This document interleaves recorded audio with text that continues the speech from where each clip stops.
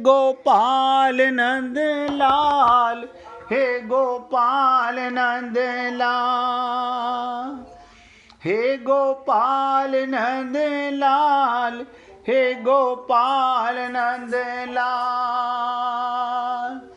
कृष्ण गोविंद गोविंद, कृष्ण गोविंद गोविंद, गोपाल नंद लाल।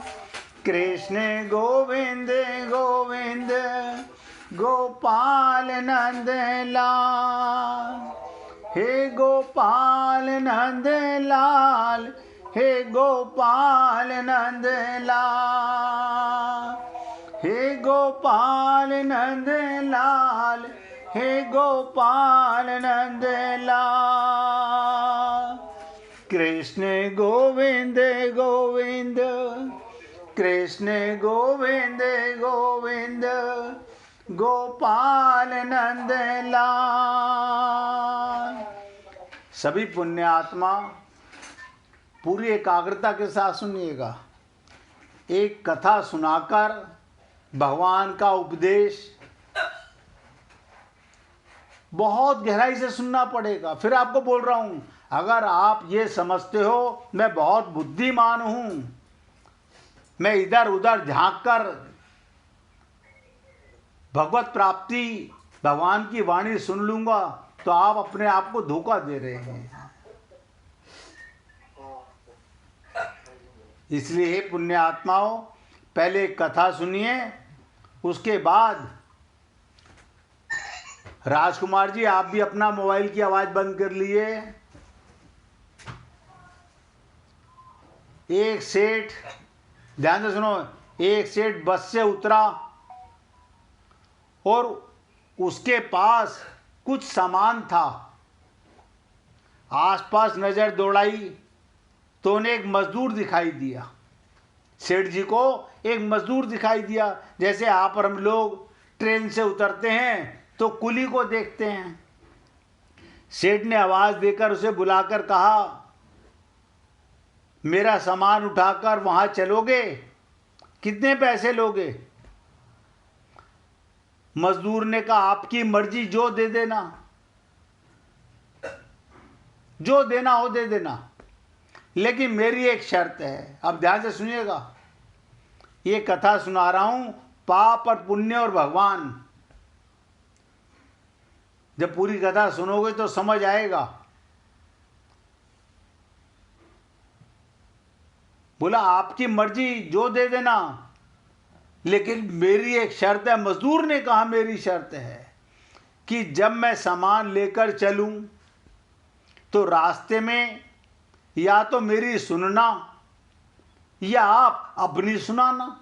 दोनों बातें कही उसने, या तो सुनना या सुनाना।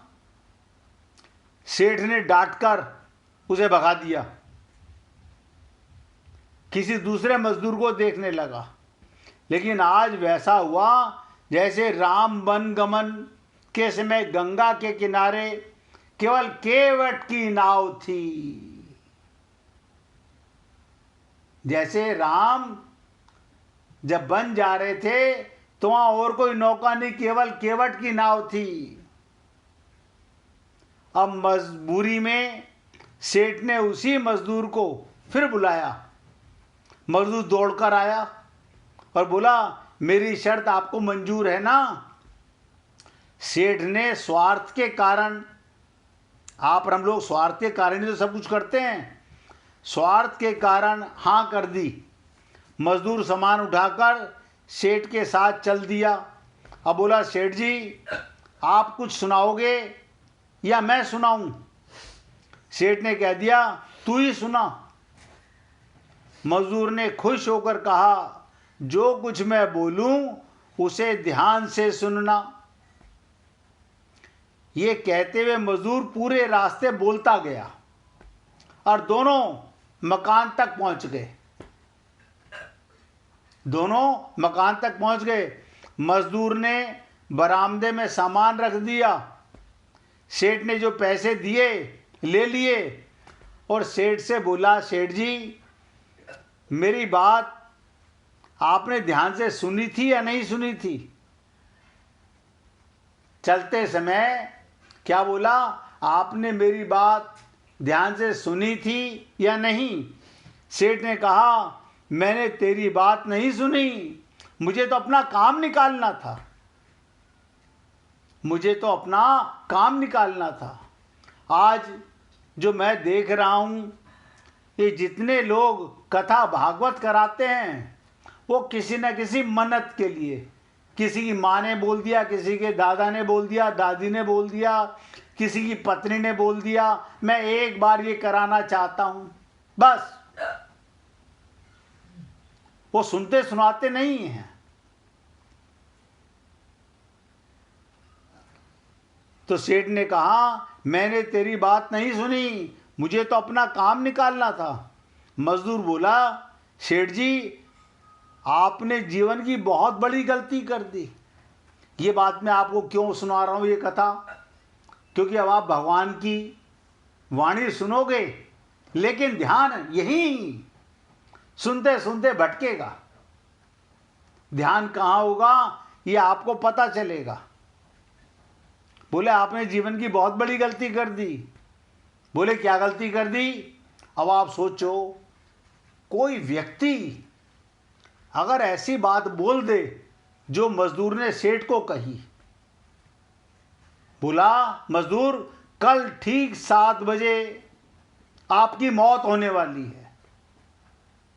क्या कहा? कल ठीक 7 बजे आपकी मौत होने वाली है। सेठ को गुस्सा आया और बोले, तेरी बकवास बहुत सुन ली, जा रहा है या तेरी पिटाई करूं? जा रहा है या तेरी पिटाई करूं? मजदूर बोला, मारो या छोड़ दो, कल शाम को आपकी मौत तो होनी ही है। अब भी मेरी बात ध्यान से सुन लो। अब सेठ थोड़ा गंभीर हुआ और बोला, सभी को मरना है, ध्यान से सुनो। श्रीमद् भागवत महापुराण का प्राकट्य भी ऐसे ही नहीं हुआ। परीक्षित को श्राप ना मिला होता कि 7वें रोज तेरी मृत्यु होगी, तो परीक्षित के हृदय में भी ये भाव ना जागता। अब शेर थोड़ा गंभीर हुआ, बोला, सभी को मरना है, अगर मेरी मौत कल शाम होनी है तो होगी, इसमें मैं क्या कर सकता हूं? मजदूर बोला, तभी तो कह रहा हूं, अब भी मेरी बात ध्यान से सुन लो। सेठ बोला, सुना, ध्यान देकर सुनूंगा। अब देखिएगा, मौत को सुन करके हम कैसे चौकन्ने हो जाते हैं। मौत को सुन करके हम कैसे चौकन्ने हो जाते हैं। हम आपको ये बताना चाहते हैं कि गीता भगवान अर्जुन को नहीं सुना रहे, हम औरों को बताना चाहते हैं कि आप क्या कर रहे हो, कहां भ्रमित हो। तो क्या बोला सेठ से? बोला, ध्यान दे के सुनना सेठ जी, मरने के बाद आप ऊपर जाओगे तो आपसे पूछा जाएगा, हे मनुष्य, पहले पाप का फल भोगेगा या पुण्य का? क्योंकि मनुष्य अपने जीवन में पाप पुण्य दोनों ही करता है। तो आप कह देना, पाप का फल भुगतने को तैयार हूं। क्या कहना? पाप का फल भुगतने को तैयार हूं, लेकिन पुण्य का फल आंखों से देखना चाहता हूं। क्या कहा?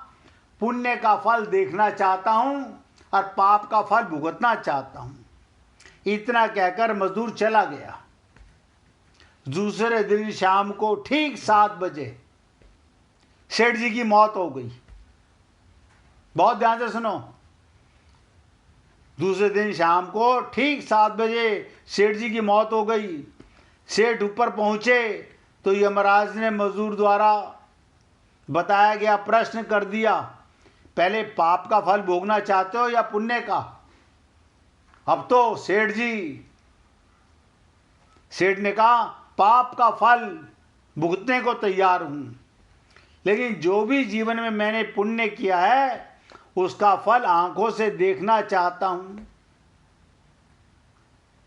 यमराज बोले, हमारे यहां ऐसा कोई व्यवस्था नहीं है, यहां तो दोनों के फल भुगताए जाते हैं।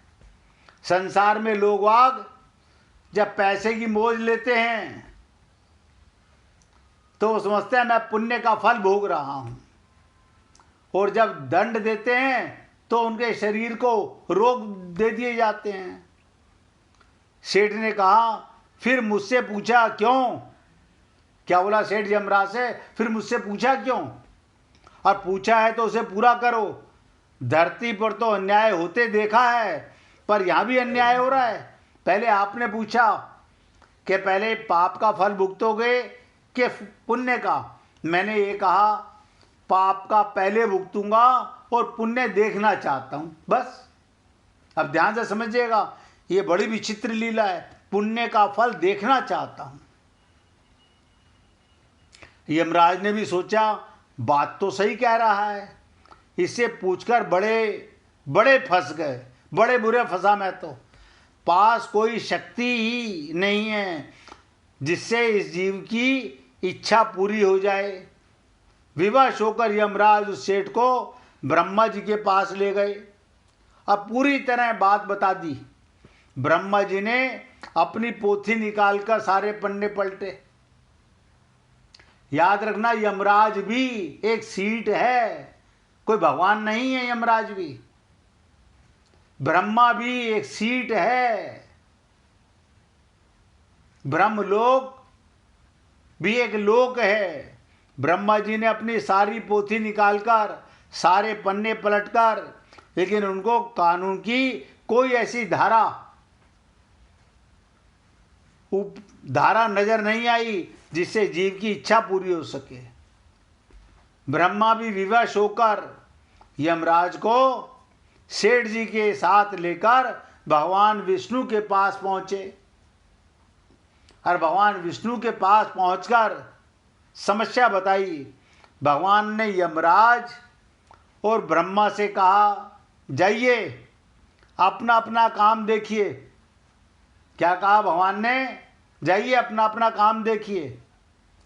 यमराज भी चला गया, ब्रह्मा जी भी चले गए। अब रहा कौन? एक भगवान और एक सेठ जी। तो भगवान ने सेठ से कहा, अब बोलो तुम क्या कहना चाहते हो? सेठ बोला, अजी साहब, मैं तो शुरू से एक ही बात कह रहा हूं, पाप का फल भुगतने को तैयार हूं, लेकिन पुण्य का फल आंखों से देखना चाहता हूं। भगवान बोले, धन्य है। बोले, कौन धन्य है? बोले, वो तेरा सदगुरु मजदूर, वो तेरा सदगुरु था जो तेरे अंतिम समय में भी तेरा कल्याण कर गया। तू उसे मजदूर समझ रहा था, वो तेरा कल्याण कर गया। अरे मूर्ख, उसके बताए उपाय के कारण तू मेरे सामने खड़ा है। अपनी आंखों से इससे और बड़ा पुण्य का फल क्या होगा कि तुझे साक्षात्कार एक बात याद रही तो तेरे को आज भगवान के लोक में स्वयं यमराज और ब्रह्मा जी लेकर आए हैं। मेरे दर्शन से तेरे सभी पाप समाप्त भस्मीभूत हो गए। आप कहेंगे ये बात तो एक कथा की बात हो गई, हमारा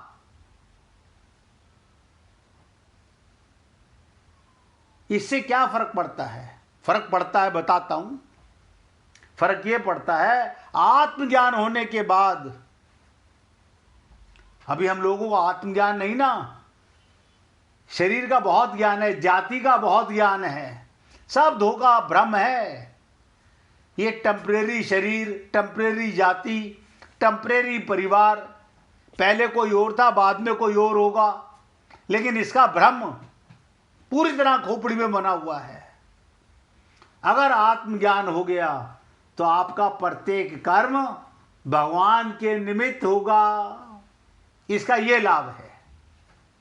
आपका कोई भी कर्म, अभी तो हम क्या करते हैं, ये बेटे के लिए कर रहा हूं, ये पति के लिए कर रहा हूं, ये बेटी के लिए कर रहा हूं, अभी तो फंसे हुए हैं। फिर केवल एक कि जो कर रहा हूं भगवान तेरे लिए कर रहा हूं। प्रत्येक कर्म भगवान के निमित्त करना ही सत्कर्म है। इसलिए बचपन से हमको सिखाया जाता है कि संत जनों की बात ध्यान से सुननी चाहिए, पता नहीं कौन सी बात जीवन में काम आ जाए। इसलिए पुण्यात्माओं, ये कथा मैंने इसलिए आपको सुनाई, क्या भगवान की वाणी सुनने के लिए भी आप अपने मन को इधर उधर मत भटकाना, अन्यथा किसी और का नहीं अपना ही नुकसान करने वाले हैं। तो भगवान हंसते हुए, विशेषता से हंसते हुए, तात्पर्य क्या, मतलब भगवान को हंसी क्यों आई कि अर्जुन के भाव बदलने को देखकर, अर्थात पहले तो युद्ध करने का भाव था, अब ये विषाद कहां से आ गया, ये विषाद कहां से आ गया, ये दुख कहां से आ गया, इसको देखकर भगवान को हंसी आ गई। दूसरी बात, अर्जुन ने पहले कहा था कि मैं आपके शरण हूं, ध्यान से सुनना। अर्जुन ने पहले क्या कहा था, मैं आपके शरण हूं, मेरे को शिक्षा दीजिए, अर्थात मैं युद्ध करूं या ना करूं। पहले तो ये बोल रहा है मैं युद्ध करूं कि ना करूं, मेरे को क्या करना चाहिए इसकी शिक्षा दीजिए। परंतु यहां मेरे कुछ बोले बिना अपने ही तरफ से निश्चय कर लिया मैं युद्ध नहीं करूंगा। जैसे आप और हम लोग, हम सब, मैं अपने सहित बोल रहा हूं, ये ममता मोह आसक्ति के चक्कर में हर जन्म ऐसे ही बैरंग लौट जाते हैं, ना तो किसी संत की मानते, ना भगवान की वाणी सुनते। यानी एक बार तो इसका मतलब झूठ बोल रहा था मैं आपकी शरण में हूं। अब आप सोच के देखिए, ये कहना तो बड़ा आसान होता है कि गुरुजी मैं आपकी शरण में हूं। शरणागति का मतलब होता है जो गुरु ने कह दिया वो अटल सिद्धांत हो गया। भगवान ने जब कहा तू युद्ध कर, उठ कायरों की भांति, हथियार डाल मत, फिर पूछा क्यों, इसका मतलब तू शरणागति में नहीं था। यहां भगवान को हंसी आ गई कि अब तो साफ मना कर दिया, पहले कहा मैं शरण हूं, मैं आपके प्रपन्न हूं, और अब कहता है मैं युद्ध नहीं करूंगा। इसका मतलब मैं आपकी नहीं मानता, अपनी बुद्धि की मानता हूं। ये देखकर भगवान को हंसी आ गई, कारण कि शरणागत होने पर मैं क्या करूं और क्या नहीं करूं, मैं क्या करूं और क्या नहीं करूं आदि कुछ भी सोचने का अधिकार नहीं रहता। इसीलिए मैं आपको बोलता हूं, या तो किसी गुरु की चरण शरण जाओ मत, जाओ तो पूरा संकल्प करो, अब सर फूटे या माथा, मैंने तेरी राह पकड़ ली, जो तुम कहोगे मैं वही करूंगा। शरणागत होने पर, इसका मतलब शब्दों में शरणागत कहना बड़ा आसान है, उसके बाद में मैं क्या करूं क्या ना करूं ये प्रश्न कैसे।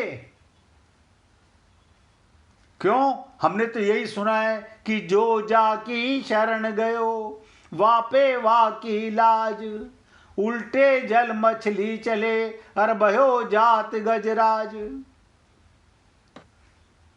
कुछ भी सोचने का अधिकार नहीं रहता, उसको तो इतना ही अधिकार रहता है कि शरण्य जो काम कहता है वही काम करे।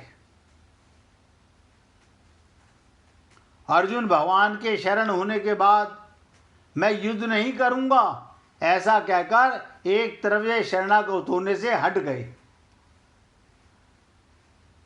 यानी एक बार बोला मैं आपके शरणागत हूं, और अब कहता है मैं युद्ध नहीं करूंगा, मतलब आपकी बात तो नहीं मानूंगा। तो इसका मतलब अपनी कही हुई बात से पीछे हट गया। इस बात को लेकर भगवान को हंसी आई। और मैं आपको ये बात इसलिए बोल रहा हूं कि 99.99% लोग ये गलतियां करते हैं। और जोर से हंसी आने पर भी भगवान मुस्कुराते हुए बोले।